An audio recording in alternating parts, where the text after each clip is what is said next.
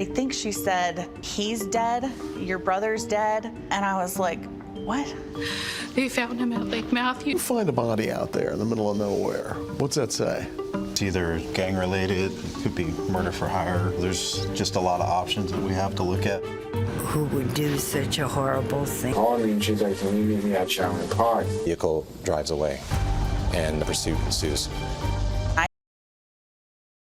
Chapter 1: A History of Struggles. Bailey Sharp had always been a bright and compassionate young girl, the oldest of 3 children in a family from a small town near Seattle. Her parents, Jeff and Erica, recalled her easygoing nature as a child. She was the kind of girl who would give her last piece of candy to her younger siblings, the kind who would volunteer for charity events and comfort her friends when they were down. But life began to throw curveballs at Bailey at a young age. At 15, Bailey was diagnosed with fibromyalgia, a chronic pain condition that caused widespread muscle pain. This diagnosis, coupled with the pressures of growing up, began to take a toll on her.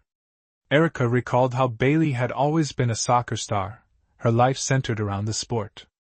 But as her body started to betray her, the game she loved was taken away. The pain became unbearable, and soon, the chronic fatigue and physical limitations started pulling her into a darker world. It started innocently enough. Bailey turned to marijuana to ease the pain. Then, it was prescription painkillers, which escalated quickly as her tolerance grew. Her family struggled to help her, but they didn't fully understand what was happening. Bailey was sinking into a deep hole of addiction, one that would eventually engulf her entire life. Erica spent countless nights lying awake, her heart heavy with worry, wondering if her daughter would be able to pull herself out of the darkness. It wasn't just the addiction that tore at her soul, it was the subtle, almost invisible way it slowly stripped Bailey of the person she once was. The girl who used to be so full of life, hope, and potential was slowly becoming a stranger to her own family.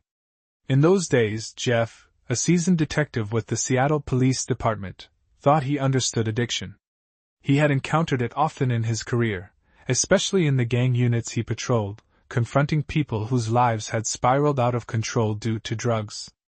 He would look at them and ask, "Why do you keep doing it?" His hard-edged, no-nonsense approach seemed to have an answer for everything, until it hit home. Until his own daughter, the one he would give his life for, fell into the abyss. It was only when Bailey went to rehab in Palm Springs, California, that Jeff had a breakthrough. In a class on addiction, he learned the harsh reality about how addiction hijacks the brain. It's no longer a choice, the class said. The brain drives the addict to do whatever it takes to get their fix. Jeff was left stunned, realizing that the questions he had asked addicts in the past weren't only inappropriate, they were wrong. He had been blind to the powerful, overwhelming grip addiction had on Bailey. Bailey's journey was about to get darker. The rehab didn't work. Instead, it marked the beginning of her deeper descent into heroin. The connection between her pain and the drugs, the desperate craving to dull her physical and emotional suffering, intensified. Bailey's life was now dominated by addiction. Each overdose, each stay in rehab, only seemed to push her further into the web. Her family watched, helpless, as the girl they knew and loved slowly disappeared. Chapter 2: A Parent's Heartbreak. Jeff and Erica Sharp's lives were defined by love, sacrifice, and the overwhelming desire to protect their daughter. But when addiction entered their home, it shattered everything. For years, they watched their daughter, the girl they'd once known as joyful and hopeful, spiral deeper into the clutches of heroin. Jeff had seen the ravages of addiction firsthand as a detective, but nothing prepared him for the personal toll it would take. Every time Bailey relapsed, they felt helpless. No matter how hard they tried, it seemed like the addiction held tighter. Her phone calls became less frequent, the distance between them growing with every failed attempt at recovery. Her family could see her pain, but they couldn't fix it. And each time, the fear of losing her, forever, crept deeper into their hearts. Erica, too, struggled to reconcile the daughter she once knew with the woman she had become. Every time they sent Bailey to rehab, every time they tried to pick up the pieces, it felt like the monster of addiction pulled her back further than before. It wasn't just the drugs, it was everything they couldn't understand about the disease. Why wasn't their love enough? Why couldn't they help her? The feeling of powerlessness was suffocating. But still, they loved her with all their hearts. They continued to fight, even when it felt like they were losing a battle that would only end in heartbreak. Chapter 3: A New Beginning in Texas. In a desperate attempt to save Bailey from the influence of her drug connections, her parents decided to send her to Texas. They hoped that removing her from the environment that fueled her addiction would give her a fighting chance to regain control of her life. She would live with Erica's parents, in a quieter, safer setting. For a while, it seemed like it was working. Bailey had her ups and downs, but there was a spark of hope. She seemed to be improving, her spirits slowly returning. She would send messages to her parents, telling them she was doing better. They spoke on the phone often, and the words they heard gave them a fragile sense of peace. There was the possibility that their daughter might break free from her addiction, that the cycle could finally be broken. But as time passed, that hope began to fade. Bailey's connection to the people who had enabled her addiction in California never really disappeared. She started reaching out to old friends, and in 2016, she made the decision to return to California. The thought of it tore at her parents' hearts. They knew what California represented: danger, darkness, and the potent pull of her addiction. Erica and Jeff tried to prepare themselves for the worst, but they never imagined that the worst was yet to come. Chapter 4: A Dangerous Relationship. When Bailey moved back to California, she quickly became involved with a man named Jared Bishoff, a former Navy sailor who, on the surface, appeared stable. His military background gave him an air of responsibility that seemed like it could offer Bailey the stability she needed. For a brief time, her parents felt relief. They hoped that Bischoff could be the one to guide her away from the dark path she was walking. But as they would later learn, Bischoff wasn't the savior they had hoped for. In fact, he was part of the storm that would devastate Bailey's life. Bischoff, consumed by his jealousy over his ex-wife's relationship with her new partner, Justin Hilbert, began to manipulate Bailey. She, still struggling with her addiction, was vulnerable to his influence. Bischoff preyed on that vulnerability, drawing her into a dangerous plot fueled by greed, rage, and addiction. Bailey, desperate to secure her next fix and caught up in the chaos of her relationship with Bischoff, found herself at the center of a deadly conspiracy. What started as a new chapter of hope quickly turned into a tragic descent into betrayal and violence. Her parents had no idea what their daughter was about to be involved in, but the worst was yet to unfold. Chapter 5: The Descent into Darkness. Bailey's new relationship with Jared Bischoff, while initially offering a semblance of stability, became the catalyst for her ultimate unraveling. Bischoff's jealousy over his ex-wife's new relationship with Justin Hilbert consumed him. His hatred toward the man, who had previously been a part of his life, was deep and violent. His rage turned into an obsession, a rage that would soon spill over into the lives of others. Bailey, in the throes of addiction and clouded by her desperation to escape, was manipulated into helping him. The promise of money and the false belief that her involvement was a necessary evil clouded her judgment. Her parents, oblivious to the sinister reality she was walking into, couldn't have known that this relationship would lead her down the path to violence. She was drowning, caught in a whirlwind of addiction, deceit, and manipulation. The drugs numbed the pain, but they also silenced the voice inside her head telling her that something was deeply wrong. And as she sank deeper, her moral compass became more and more distorted. Bailey wasn't just helping Bischoff because of addiction, she was being manipulated. He promised her money, a payout from his military life insurance policy on his ex-wife, Tanya Reppy, and their young child. It was a potent lure, greed and the promise of stability through financial gain. In a moment of utter vulnerability, Bailey agreed to help. Chapter 6: The Dark Proposal. On the surface, it seemed like a simple offer, a way for Bailey to secure her future by getting money from a life insurance policy. But as the details of the conspiracy began to unfold, it became clear that what Bischoff was proposing was nothing short of monstrous. It wasn't just a financial arrangement, it was a plan to murder. In the haze of her addiction, Bailey failed to fully grasp the gravity of her actions. Bischoff's plan was cruel and driven by a cocktail of jealousy and rage. He wanted his ex-wife dead, not because of any rational reason, but because she had moved on. And he wanted to hurt her by taking away the man she loved, Justin Hilbert, the father of their child. To Bailey, it must have seemed like an opportunity to escape her own life, an escape that offered financial reward. She was no longer the girl who had dreamt of being a counselor, of helping people. Now, she was an accomplice in a deadly plot that would change everything. In a twisted meeting, the plot was hatched. Bischoff recruited Bailey's old acquaintance, Danny Serrano, to join the conspiracy. Together, they would kill Hilbert and make it look like a tragic accident, all for the payout from the life insurance policy. Bailey's role, though minimal at first, grew as she became more involved.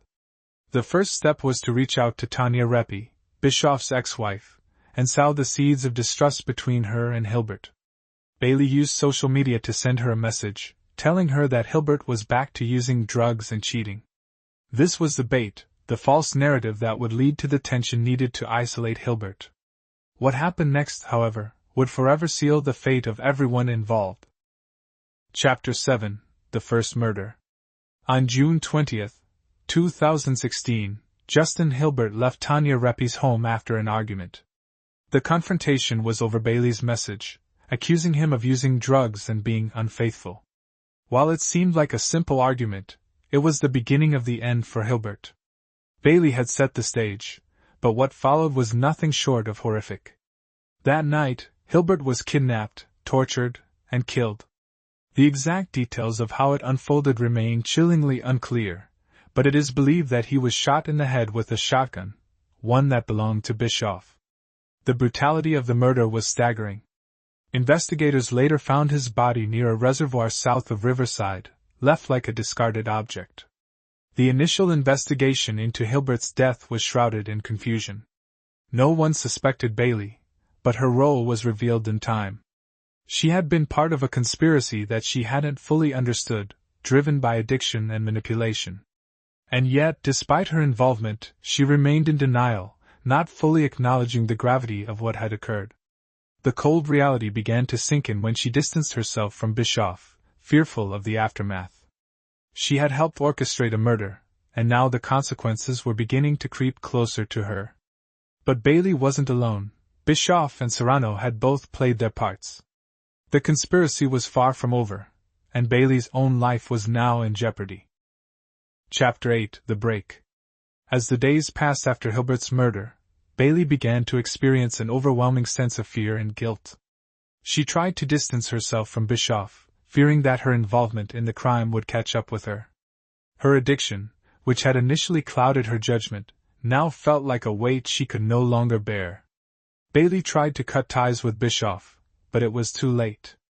She was no longer in control of her life, and the terror she felt was only amplified by her own guilt. In the months that followed, her paranoia grew. She couldn't escape the thought that the people she had once trusted were now the ones who would destroy her. The guilt of what she had been part of began to take hold of her, and Bailey's behavior grew increasingly erratic. Her once promising future had been snuffed out by the manipulation of Bischoff and her own addiction. And soon, the very man she had helped to kill would have his revenge. Chapter 9: The Final Act of Betrayal. In early July 2016, the conspiracy that had started with a simple plan for money turned deadly once again. Bailey, now full of fear, was contacted by Bischoff for one final act. They had to tie up loose ends. Bischoff believed that Bailey, who had been growing distant, might reveal the truth about the murder. He couldn't risk her talking. On July 10, Bailey met Bischoff near a park in Riverside, unaware that this would be her final meeting. She had tried to distance herself from him, but she still felt the pull of the addiction and the fear that came with it. As she approached the meeting spot, Bischoff was waiting, his mind already set on ending her life. What transpired next was nothing short of horrifying. Witnesses reported seeing Bischoff grab Bailey, choking her and dragging her into his car. Then, with savage brutality, he began stabbing her. The violence was sudden, the brutality shocking. Bailey screamed, but it was too late. Her friend, who had been with her that day, watched helplessly as Bischoff finished the act of murder. It was over in minutes, but the emotional scars would last forever. Bailey Sharp, the girl who had been lost to addiction, was now a victim of the very forces she had helped unleash. Chapter 10: The Aftermath of Death. Bailey's tragic murder left a void that her family struggled to comprehend. The brutal and senseless killing shattered her parents' lives in ways they could never have imagined. Her mother, Erica, and father, Jeff, could hardly believe that their daughter, once full of promise, was now a victim of violence, a victim of her own decisions. The shock of Bailey's death collided with the painful realization that she had helped take someone else's life. There was no easy path through this pain, and the emotional toll was all-encompassing. Her family grappled with the anger, confusion, and disbelief, unable to reconcile the young woman they had raised with the actions she had taken. Chapter 11: The Investigation Begins. As Bailey's death became the focus of law enforcement, investigators began piecing together the truth behind her involvement in Hilbert's murder. Initially, there were few leads, and authorities had no reason to suspect her role. But the cracks began to show as more evidence was uncovered. A hookah bar friend of Bailey's stepped forward, revealing a chilling conversation he had overheard between her and Bischoff. He described how they had discussed the murder plot, and investigators began tracing their steps through cell phone data, which further confirmed Bailey's involvement. The conspiracy was beginning to unravel, but there was still much left to uncover. Chapter 12: The Trial of Jared Bishoff. Years passed before the investigation reached its final stages, but in 2016, Jared Bischoff, along with Danny Serrano, stood trial for their roles in the murders of both Justin Hilbert and Bailey Sharp. For her parents, sitting in that courtroom was a surreal experience. They were forced to confront the reality of their daughter's involvement in a crime that led to her death. The prosecutor, Amy Zoyes, explained the full extent of Bailey's betrayal, painting a clear picture of how addiction, manipulation, and greed led to murder. Bailey had been promised a cut of the life insurance payout, a promise that turned deadly for both Hilbert and herself. Jeff and Erica felt a sense of betrayal by their daughter, but their grief for her still remained. They didn't see her as just a criminal, but as a young woman overwhelmed by addiction and manipulation. The trial only deepened the complexity of their emotions. Anger and sorrow intermingled with a tragic understanding of how Bailey had become entangled in this deadly web. Chapter 13: The Conviction. After a lengthy trial, the verdicts were delivered. Jared Bischoff was convicted of both the murder of Justin Hilbert and the murder of Bailey Sharp. He was sentenced to life in prison without the possibility of parole. Danny Serrano was also convicted, receiving a similar sentence. For the Sharp family, the convictions provided some sense of justice, but it came with a bitter taste. Bailey's role in Hilbert's murder made it impossible to fully mourn her in the same way. They were left to grieve the loss of their daughter while acknowledging her actions had contributed to the death of another. The parents' view of Bailey remained complex. They had tried to save her from addiction, but ultimately, they could not protect her from the dangerous influence of those around her. Still, the love they had for their daughter was undiminished by the circumstances of her death. Chapter 14: A Legacy of Tragedy and Hope. Years after the conviction, Jeff and Erica Sharp found themselves still wrestling with the devastating events. They spoke out, not just for their daughter, but for the thousands of families grappling with addiction, manipulation, and the devastation of crime. Their message was clear: addiction is a disease that does not discriminate, and its impact can be far-reaching, affecting not just the addict, but everyone around them. While they would never get Bailey back, they hoped that by sharing her story, they could help others understand the complexity of addiction. Their daughter was more than the crimes she committed. She was a young woman who lost her way, consumed by a powerful force she could never truly control. Ultimately, their journey was one of sorrow, but also of understanding. Bailey's life had ended tragically, but through their pain, the Sharps found a purpose in speaking out about the dangers of addiction and its far-reaching effects.